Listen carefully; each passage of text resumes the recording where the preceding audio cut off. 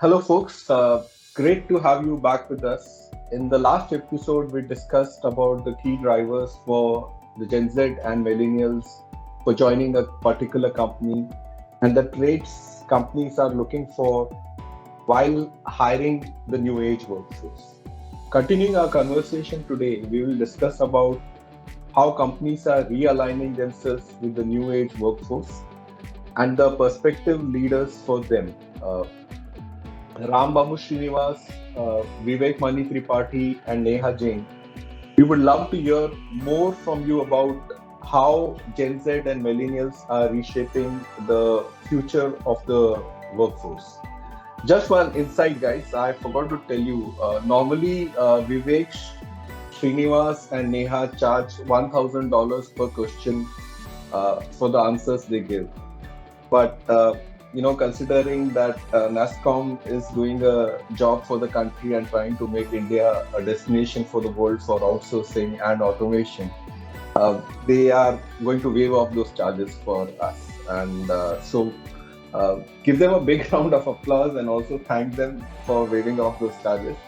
Uh, okay, guys, coming back to the topic, I would like to ask you, how are companies realigning their benefits and work models to suit this new age workforce? And the order in which I want you all to answer is Vivek. I would like you to go first, and then Rambabu. Thank you, Lalit. So I think this is the realignment of benefits and the work models. I think this is a very key issue at this point, and all IT organizations are looking at it. One driver is, of course, the nature of the workforce, the fact that we have very large number of young engineers and a very young workforce. That's one driver. The other driver, of course, was also the pandemic. In the pandemic, there were a lot of reasons why there was a need to relook at your benefits and your work models. So the two things that we have focused on is inclusiveness and flexibility. What we have realized is that our younger workforce, hierarchies don't work at all. So, you have to make, if there is any benefit, it has to be made available to everyone. It can't be based on, let's say, where you are in the organization. As an example of that, we decided recently to make equity compensation part of our compensation structure for all our employees who have completed 1 year. So based on the only condition is that you must be with us for a year, and then you are entitled to, equity compensation. We also made changes because of flexibility. We wanted to give more flexibility to our employees, and therefore paternity leave, changes in leaves, and some of it was also because of COVID. So you can take leaves for specific reasons and for important occasions. So I think there's been quite a lot of change in our time off rules. In addition to that, we have tried to enhance the fixed part of the compensation, because we realize that for the Gen Z especially, the in-hand compensation is what really matters. So so there have been some changes in our structure to make that happen. Regarding the work model, our intent has been to ensure that while we give flexibility, we also ensure a lot of face-to-face interaction, because we have realized that learning happens when people work with each other and when they can see each other working. So while everybody was very happy at work from home, we also realized that if you only work remotely, you lose out on a lot of learning, and you lose out especially on collaboration, across teams. And therefore our new work model is hybrid. and it focuses on a lot of face-to-face interaction, especially for collaboration, celebration, and uh, engagement. And of course, it does offer some flexibility so that you can work from home on a few days, but you also have to be in office. I think we are still not reached the steady state. I think maybe there'll be some more changes made as we go along. But these are some of the changes that we have done based on the nature of the workforce as well as the circumstances in which we found because of the pandemic. Thanks, Vivek. Just wanted to interrupt before Srinivas sir comes in. All these things, of equity, the increase in fixed pay, and various other, benefits which you all have thought through, make me feel like getting back and being younger again. Paternity benefits. Wow, you guys are going the full gog on getting the Gen Z and the Millennials to come back to work and enjoy work. Now let's see what Srinivas sir has, to answer on this one. Yeah. So I think on the compensation and benefits, Vivek talked about it. I will not touch that aspect. Most of the companies will look into it and they'll structure those C&B appropriately. But what other things we are doing, which I'll try to give a glimpse of what we are trying to do, right? Offline, I was talking to Vivek and I was telling him how my 11 years old kid, he's onto Chat GPT, and which is just like a couple of weeks old, right? And already the kids are into it. So this generation is into technology and digital age. So they are native to digital age, right? So, and our generation has not seen a computer until we got into, the jobs and all that. So if you look at our learning and development organization, what we have come out with is the mantra of anywhere, anytime, and on any device. That is a mantra. So learning and development is on the app. So these kids can, their schedule, when is their, what training they have completed, what has to happen, when is the next session. Okay. So because of the hybrid model, they can get their training any point of time. So we have created this platform. We have structured the entire LNOD. We call it as Tech Varsity. And then we have enabled this on the app. And the mantra is anywhere, anytime, and on any device, right? So that's one thing which we have done. The other thing we talked about in the first episode that this generation is socially conscious, CSR activities and all that. And what we also observe is some of the initiatives that we have on diversity and specially abled initiatives towards specially abled people and all that. This millennials and Gen Z people, they proactively engage on those initiatives, help the company, and we also provide platform for them to engage and contribute towards that.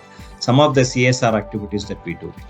And we have got some of, just by this, we cannot keep them engaged. So we have, Friday evening music jamming sessions for them. They come to office and they want to exhibit their skills, their hobbies, and we have those things. And we have TATA group level, we have got these innovation competitions, and what we see is all these Gen Z kids, they get into actively participate into this innovation, competitions. We started winning some of the awards. So we are trying to give multiple platforms for them to exhibit their, apart from the regular work, whether it's being learning, their hobbies, their attitude, their inherent innovation skills that has to come out. So we try to provide multiple platforms for them to, expose themselves, not only to develop some of our own, IPs, but also for them to get exposure to the group companies, to the leaders within the group, for them to get exposed. So I think all these things actually exist. Is what I feel. Thank you, Rambabu, Srinivas sir. I think you've given a fantastic answer, and I know ChatGPT is quite a rage nowadays. And I also agree with you that we didn't have ChatGPT and technology available with us. And yes, even computers at that time, I remember the first computer which I had used was at Air India building. A Tata company had the a wax computer for wherein I had run SPSS for doing a survey like Neha would have done. That is statistical package for social sciences, which was run on a wax at that time, which was equivalent to a mainframe, so as to say. So, and I loved all the things which you said, Srinivas, Rambabu sir. I would thinking about all the jamming and all the learning being available. Maybe I would ask you, maybe I would request you to take me back at Tata Technologies, but I'm not Gen Z. So, but I'm just kidding. And I think you're going a great mile ahead to provide, your new generation of employees lots of, fun and engaging environment to work. Neha, please don't go anywhere. Please do share more from your report with us about how companies are working on suiting themselves with this work. Sure. So I think a lot of points that I wanted to highlight have been already, shared by Vivek and Rambabu. I'll probably reiterate. So I think as Rambabu just shared, learning and growth, learning anywhere is something that the companies are following because that is something this generation wants and wants with the flexibility. So I think that is very well being done across the board. Similarly, on the financial and the non-financial bits, as Vivek just said, as per our survey, also what we saw was Gen Z specifically want everything in hand.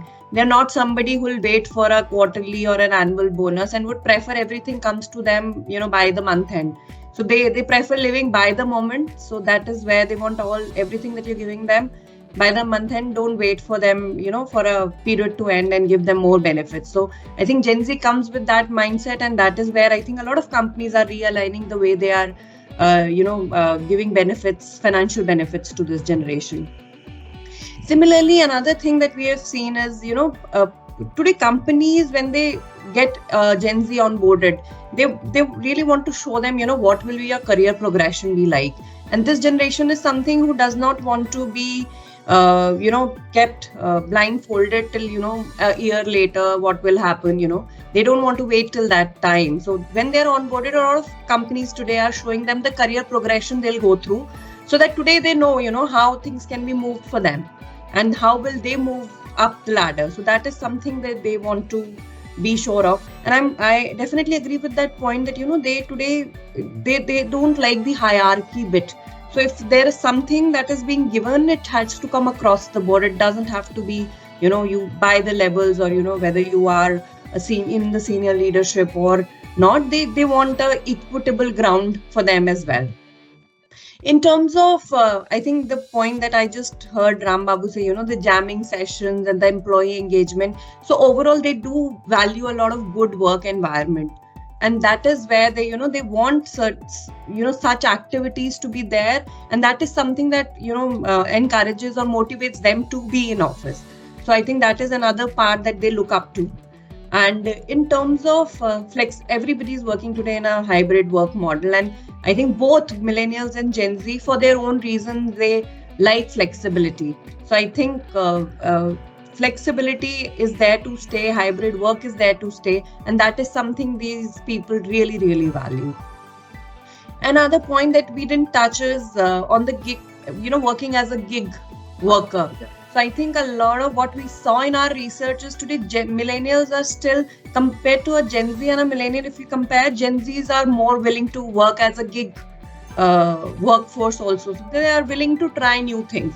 So that is where if they think, if they have to be if the company is willing to hire them in a gig role, they are more willing to try that out compared to a millennial who's yet to adapt to that extent. But I think there's more willingness from a Gen Z folk to work as a gig model. So those were our survey highlights as well. Thank you, Neha. I love the insights on the flexibility, the hybrid model, and the other inputs which you made, the career progression. I mean, they want to understand what's going to happen on their career. So interesting, very interesting, folks. And the next question which I would have is, what do leaders think this new age workforce can do to make themselves better at work? And this time I would request Rambabu, Srinivas to answer first, and then Vivek, Mani, Tripathi. Yeah, I think few 2 to 3 points that comes to my mind. And first and foremost is, I think they need to seek out for a coach within the company, right? And they need to learn to take feedbacks, constructive feedback, and then improve themselves. I think this generation, I think they need to learn and adapt it. If you see the previous generations used to culturally have it, probably that's getting slowly eroded is what I feel. But they need to seek out feedback, constructive feedback, and then work on it. But they need to identify a coach within their company, approach that person and then follow it. That's very, very important. And then the other next thing is the industry trends in the domain they're working, the technologies they're working.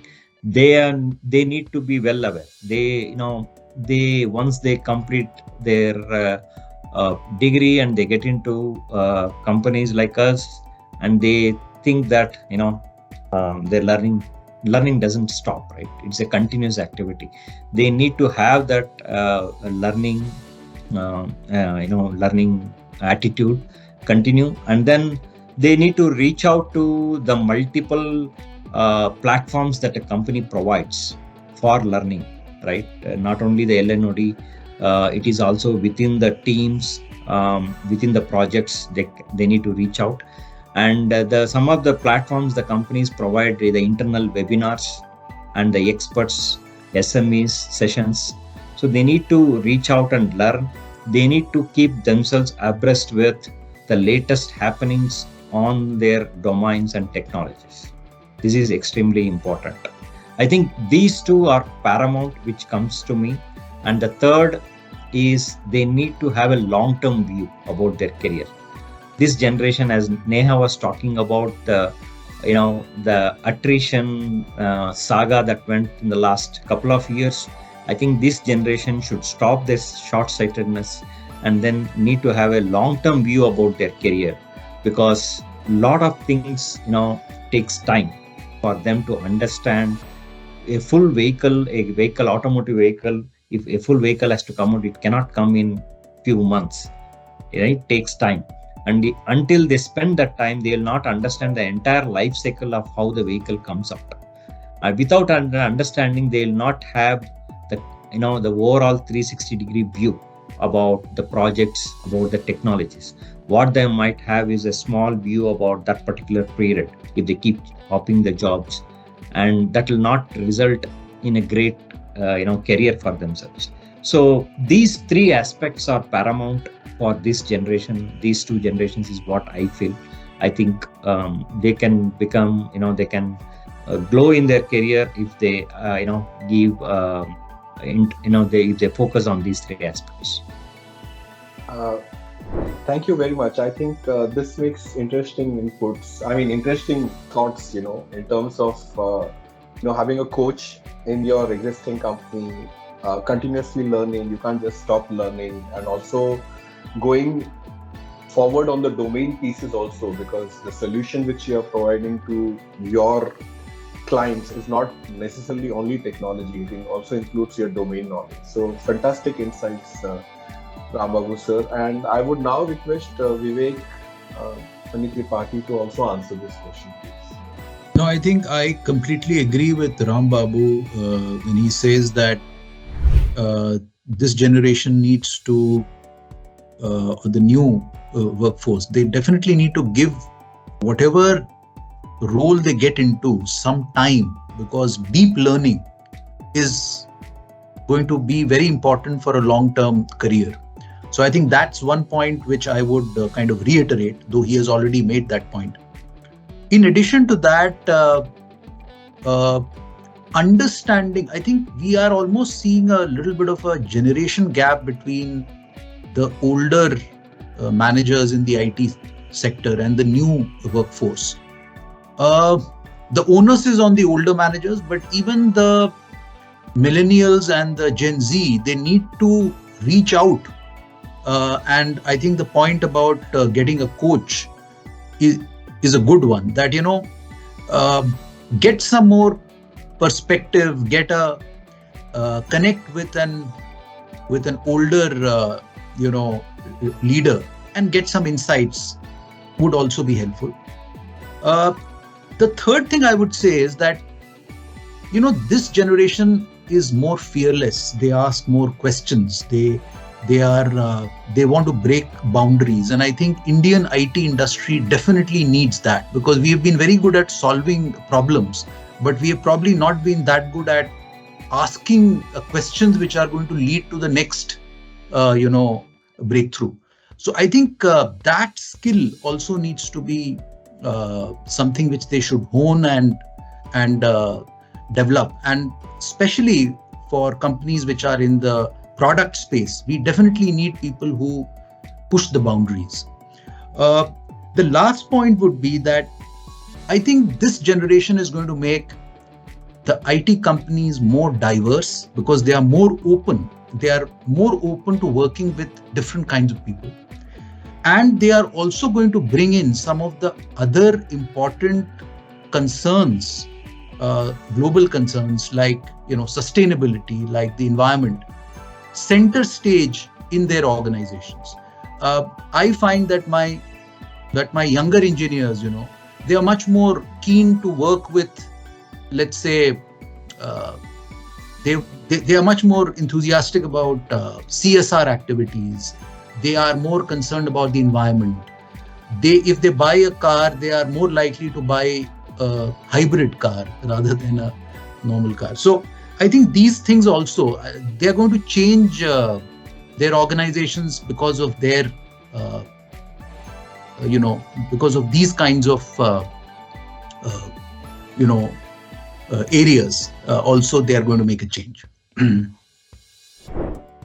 Interesting inputs, Vivek. I think the Gen Z's commitment to sustainability and such areas, and also the point which you made about, this generation would help the companies go diverse, is interesting. And I think somewhere down the line, I just had a thought in my mind that with disruptive innovation becoming one of the key, inputs, how companies are struggling and offering disruptive innovation offers competitive advantage. I think we also, as the Indian IT industry, have to watch out that we are not disrupted. And I think what I gather from both of you and also Neha is that Lalit, the Gen Z and the Millennials are probably well equipped to handle these rather than the older folks who have been, working in the industry with certain mindsets. That's, I think, so the kind of. Yes. Thank you. I would also now, go to the point that some of the key findings from the report include how Gen Z and Millennials need to be more adaptive, ethical, collaborative, and long-term focused. And I think Neha is the best person to answer this question and tell us more about this crucial finding. Sure. So I think between Vivek and Rambabu, we have covered all the important points. And I think the point on, they should value reskilling, learning is very important. So that's where I think we also highlighted that it's important for them to unlearn, learn and relearn. That's very important. They should come with an agile and an adaptable mindset where they are willing to look at new things and adapt to the new environment that they will be coming into. Similarly, coming to office, peer learning, collaboration, ideation, that becomes very important. You cannot have all of this sitting at home. So coming to office, is important. And that is where a lot of organization wanted to push this new generation to come and, collaborate. That's very, very important for their own learning. It's not only that the office needs the people to come back. It's for their own growth that they should come back and collaborate with people. Similarly, I think I mentioned it in the last episode also that, building trust and ethics is very, very, very important element today with the kind of future of work models we are all working in. So that's another important factor. Communication, collaboration, co-creation. It's no more hierarchical. That is something which is very important. And I think the fact that the Gen Zs are more open, it just helps to this point. But I think, as Vivek just mentioned, the managers also have to come with that open mindset where they should be willing to understand what they want. So it has to be both ways. So that's very, very crucial. Similarly, sharing learnings, the seniors have to understand that these new people, they come with a different kind of mindset, but they bring new learnings also to the table. So I think that kind of interaction and integrative future thinking needs to be there, where both of all the generations together can really, come up with new disruptive ways of doing work. So which probably was not there maybe a couple of years back. But today, the way we can work is maybe we haven't seen it yet. So that's the kind of mindset that we need to work together. And definitely, they don't have to really just cash out. They have to look at the long-term career, and that's where, the bottom line lies, that you just you can't even understand the company in a 6-month time frame. I mean, forget about, that whatever money matters are different, but understanding culture, what the companies do their initiative, it needs a longer time period to get to know each other. So I think they should give that time. So that's I think is very, very crucial. Thank you, Neha. I think that's again interesting insights, and I think with all the beautiful inputs which you all have given, I just would like to add that the millennials and Gen Z should also listen to what you all have shared, and they should practice active listening and practice whatever insights you have shared. And we spoke about the hierarchies and how these folks are different than others, and they bring in a fresher perspective, and also the fact that their managers have to change. So there's a lot on the table, and I think the proof of the pudding lies in the future, how things go, considering that this report would be out. Just before we end, I want to say that this is a wrap, and thanks a lot, Rambabu, Srinivas, Vivek, Tripathi, and Neha, Jain, for sharing such interesting insights during this discussion. This is the final episode of Tech Talk on the topic Gen Z and Millennials reshaping the future of the workforce. Stay tuned for more such insightful discussions happenings in the Indian technology industry with NASSCOM Insights YouTube channel. Please like, share, and subscribe. Till then, it is goodbye from everyone here at NASSCOM Insights. Have fun. Bye for now, guys. Thanks. Thank you. Lalit. Thanks, Thank you Lalit, very for much. moderating the session for us. Thank you so much. Thanks, everyone, Take for care. joining in. Thank you. Thank you. Thank you very much.